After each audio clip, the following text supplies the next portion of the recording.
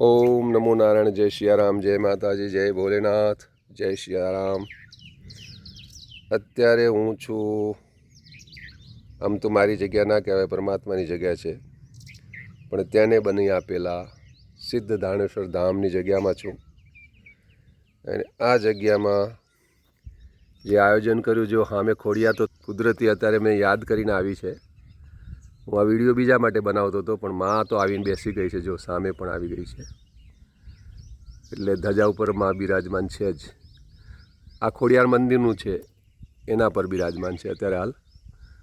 અને આ હું જે વાત કરવા માટે વિડીયો બનાવતો હતો, એ વિડીયો હું કે આ મેં જગ્યા તમને બતાવીને, એ જગ્યામાં પાછળની જે 9 લાખનો ધૂણો છે, એની પાછળ એક વરખડીનું ઝાડ મારી ઈચ્છા હતી વાવવાની. અને એ લાવવા માટે અમારા એક ટાપરિયા સાહેબ છે, મોટા ઓફિસર હતા, રિટાયર થઈ ગયેલા છે, એમને પણ વાત કરી, કેટલાય ફોરેસ્ટરમાં પણ વાત કરી હતી, પણ મને છોડ મળ્યો નહોતો. પરંતુ અહીંયા આ જગ્યા ઉપર મેં ઘણી આવેલી છે, પુરાણ પણ કરાવેલું. આ જગ્યા પુરાણ કરાવેલી છે. હજુ માં ખોડિયાર બિરાજમાન છે ત્યાં જગ્યા ઉપર. એટલે આ જગ્યા જે છે, એ જગ્યાની પાછળ મારે વરખડી વાવવાની ઈચ્છા હતી. એના માટે મેં ઘણો પ્રયત્ન કર્યો, નહીં, વરખડીનું ઝાડ મળ્યું નહીં. અને અહીંયા આ જગ્યા મેં કેટલી વખત પૈસા ખર્ચી અને સાફસૂફ કરાયેલું છે. અહીંયા ઉગેલા તમામ નાના મોટા છોડવા મેં સાફસૂફ કરાયેલા છે. પરંતુ અચાનક મારું 2-4 દિવસ પહેલાં કે અઠવાડિયું થઈ ગયું, નજર પડી તો એક વૃક્ષ જે કાઢી પણ નથી નાખેલું અમે, અને કુદરતી રીતે બચેલું છે ગમે તે સંજોગોવશ, તો આ વરખડીનું ઝાડ જ છે. આમ તો વચ્ચે છે, આમ તો વચ્ચે વચ્ચે પડે છે, કારણ કે બાજુમાં છે ટાંકો. આ બાજુ મારી ગાડી જવાની જગ્યા છે, પણ ભગવાનની કૃપાથી અહીં કોઈ ગાડી પણ એના ઉપર આવી નથી. અને આ મારી રહેવાની જગ્યા છે. એટલે વિચાર એવો કર્યો કે આ ગાડીને બીજે વાવી, જ્યાં મારી ઈચ્છા હતી ત્યાં. પણ પછી મને કે આ ઝાડ, આ વરખડી કુદરતી રીતે ઉગેલી છે, અને કદાચ માને આ જગ્યા પસંદ હશે, ભવિષ્યમાં કંઈક અહીં એને બેસવું હશે એવું લાગે છે. એટલે આ જગ્યાને હવે હું અહીંયા આ છોડને વ્યવસ્થિત ખામણું બામણું કરી ને પાણી પણ પઈશ. બાકી અહીંયા તો હું જે બીજા બધા મેં ઝાડ વાવેતર કરેલા છે, જે મારા જૂના આશ્રમ ઈડર બાજુ છે, ત્યાં પણ એક બીલીપત્ર ભોળાનાથના શિવલિંગની સામે કુદરતી રીતે ઉગેલું. જ્યારે એ માનો ધૂણો છે, માનું મંદિર એક્ઝેક્ટ એની સામે તો નથી, પણ સાઈડમાં ઉગી છે કુદરતી રીતે.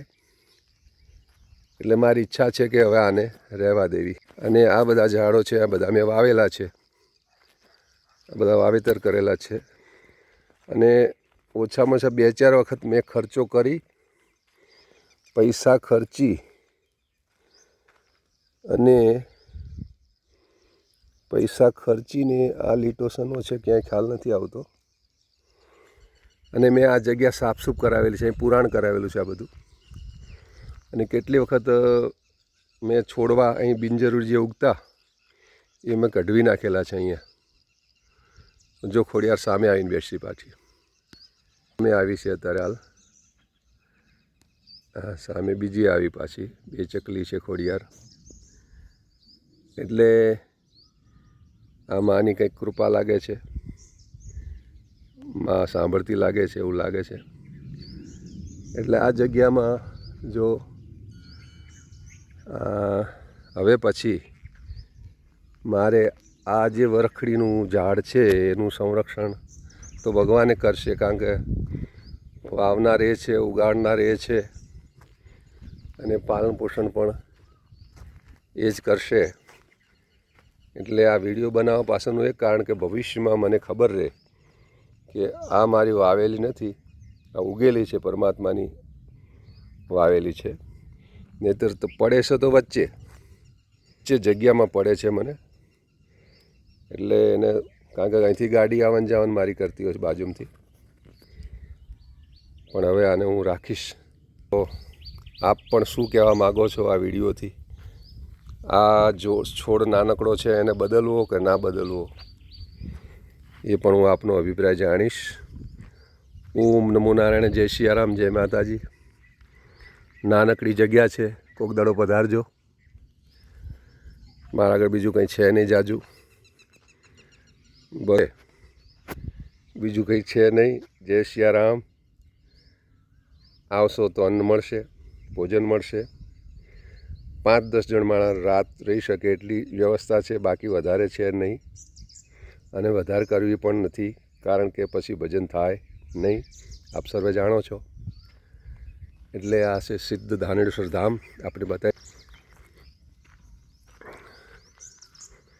કોઈ પ્રચાર પ્રસાર કરવાની ઈચ્છા નથી, પણ આ એક વરખડીના લીધે એક વિચાર આવ્યો અને મેં આજે વિડીયો બનાવ્યો છે.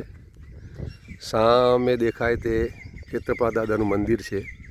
શરૂઆતમાં હું અહીંયા નકરી ઝાડી હતી, આ સામે ઝાડી દેખાય ને જે બધી આ ઝાડી દેખાય એવી ઝાડી બધી હતી. અહીંયા હતી, આ ખેતરમાં હતી, બાજુના ખેતરમાં હતી. આ બધું ચોખ્ખું હવે મારા આવ્યા પછી થયું છે કુદરતી રીતે. લાઇટના થાંભલા પણ તૂટેલા ફૂટેલા પડ્યા હતા, નવા આવી ગયા છે.